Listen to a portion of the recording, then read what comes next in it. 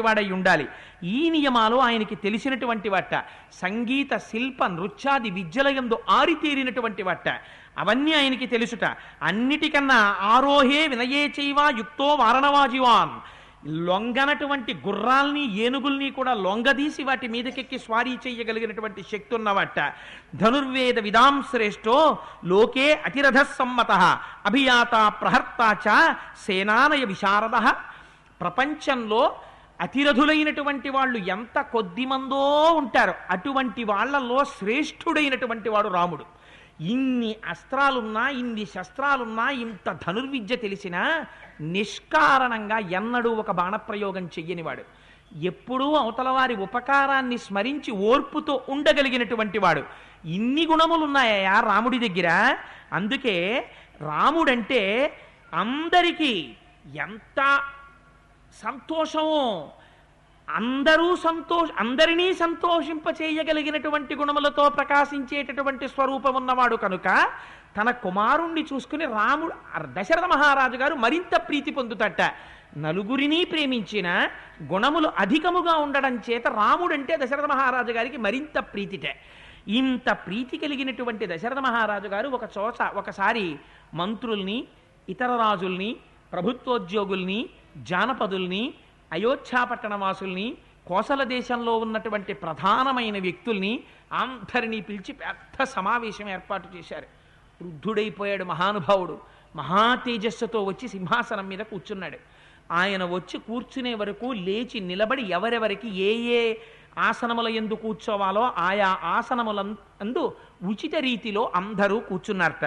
కూర్చున్న తర్వాత దశరథ మహారాజు గారు ఒక విషయం ఆలోచించారు. దివ్యంతరిక్షౌ భూమౌచ ఘోరముత్పాదజం భయం సంచచక్షేచ మేధావి శరీరే చాత్మనో జరాం. ఆయన అనుకున్నట్ట, అంతరిక్షములో ఉత్పాతములు కనపడుతున్నాయి, భూమి మీద కూడా ఉత్పాతములు కనపడుతున్నాయి. నా శరీరము జర్జరీభూతం అయిపోయింది. దీనికి వృద్ధాప్యం వచ్చేసింది. దీనికి పూర్వం ఉన్నటువంటి పటుత్వం లేదు.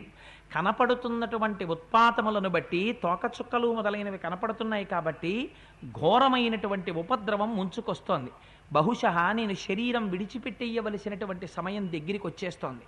నేను అన్నీ అనుభవించాను.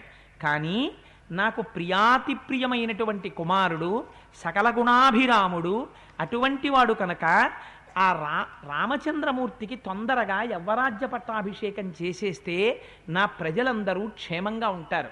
ఒక రాజు ఆలోచించవలసిన రీతిలో ఆలోచించాడు. అందుకని నేను తొందరగా పట్టాభిషేకం చేసేస్తాను. అందరికీ కబుర్లు చేసి, బంధువులకి పిలిచి, వాళ్ళని పిలిచి, మిత్రుల్ని పిలిచి పిలవాలంటే కనపడుతున్నటువంటి ఉత్పాతములను బట్టి అంతకాలము నేను ఉంటానో ఉండను. అందుకని తొందరగా పట్టాభిషేకం చేయాలి. అందుకని నతు కేకయ రాజానాం జనకం వా నరాధిప తరయా చానయామాస పశ్చాత్తౌ శ్రోష్యత ప్రియం. ఆ తొందరతో పని చెయ్యాలనేటటువంటి ఉద్దేశ్యంతో ఉన్నాడేమో. కేకయరాజు గారికి కబురు చెయ్యలేదు, అటు జనక మహారాజు గారికి కబురు చెయ్యలేదు. రామచంద్రమూర్తికి పట్టాభిషేకం చెయ్యాలనేటటువంటి ఉద్దేశ్యంతో ఆ సభలోకి వచ్చారు. వచ్చి సింహాసనం మీద కూర్చున్నాడు. ఆ సభలో ఉన్నటువంటి వారిని అందరినీ ఒక్కసారి చూశాడు. ఎంత అందమైన మాట మాట్లాడతాడో చూడండి దశరథుడు. నిజంగా నాకు ఈ శ్లోకం అంటే ఎంత ఇష్టమో. ఇలా మాట్లాడడం దశరథ మహారాజు గారికే చెల్లింది. అటువంటి శ్లోకాన్ని ఇవ్వడం ఒక్క వాల్మీకి మహర్షికి చెల్లింది. ఎంత గొప్ప శ్లోకమో చూడండి. ఇదం శరీరం కృత్స్నస్య లోకస్య చరతాం హితం పాండురస్యాతపత్రస్య ఛాయయాం జరితం మయా. ఈ తెల్లటి గొడుగు కింద కొన్ని వేల సంవత్సరాల నుంచి కూర్చున్నాను. ఈ తెల్లటి గొడుగు కింద కూర్చుని ఉండగానే నా శరీరం జర్జరీభూతం అయిపోయింది అన్నాడు. ఏమిటా మాటకు అర్థం? తెల్లటి గొడుగు కింద కూర్చోవడం అంటే రాజుగా ఉండడం.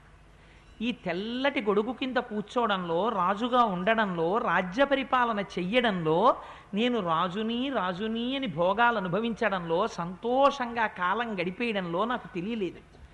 ఇలా చూసుకుంటే ఇవాళ నా శరీరం అంతా ముడతలు పడిపోయింది.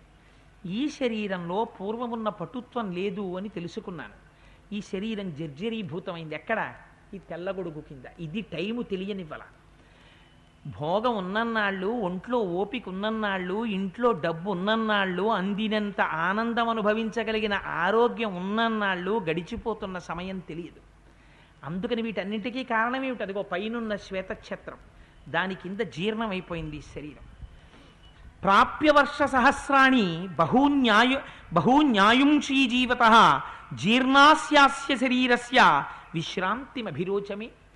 ఈ శరీరం జర్జరీభూతం అవడంలో, ముసల్దైపోవడంలో, చాలా పటుత్వం తప్పిపోవడంలో ఇది విశ్రాంతి కోరుకుంటోంది.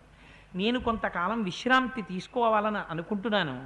అందుకని అనురూప సవైనాథో లక్ష్మీవాన్ లక్ష్మణాగ్రజ త్రైలోక్యమపి నాథేనా ఏనస్యాన్ అథవత్తరం. 3 లోకములను శాసించగలిగినటువంటి, కాంతి కలిగినటువంటి మహాపురుషుడైనటువంటి వాడు నా కుమారుడిగా ఉన్నాడు రామచంద్రమూర్తి. ఆయన ఇంద్రుడితో సమానుడు. అటువంటి వాడు కనుక నా జ్యేష్ఠుడైనటువంటి రాముడికి యవ్వరాజ్య పట్టాభిషేకం చేద్దామని అనుకుంటున్నాను. కానీ ఒక్కటి ఆలోచించండి, నా అంత నేనుగా చేసినటువంటి నిర్ణయం సర్వకాలములయందు ఖచ్చితంగా ఉండకపోవచ్చు. ఎందుకని? ఈ నిర్ణయంలో ఒక పక్షపాత బుద్ధి ఉండొచ్చు. నా కొడుకు అన్న భావన, రాముడు నా జ్యేష్ఠ కుమారుడన్న భావన నా కళ్ళని కప్పివేసి ఉండొచ్చు. న్యాయాన్యాయ విచక్షణ నేను చేయలేకపోయి ఉండొచ్చు. సర్వకాలములయందు నా కొడుకులో నాకు గుణములే కనపడి ఉండొచ్చు. కానీ మీ అందరికీ కూడా అలా గుణములు కనపడుతున్నాయో కనపట్టలేదో నాకు తెలియదు. మీరు పక్షపాతం లేకుండా స్వతంత్రంగా నిర్ణయం చెయ్యగలిగిన వారు.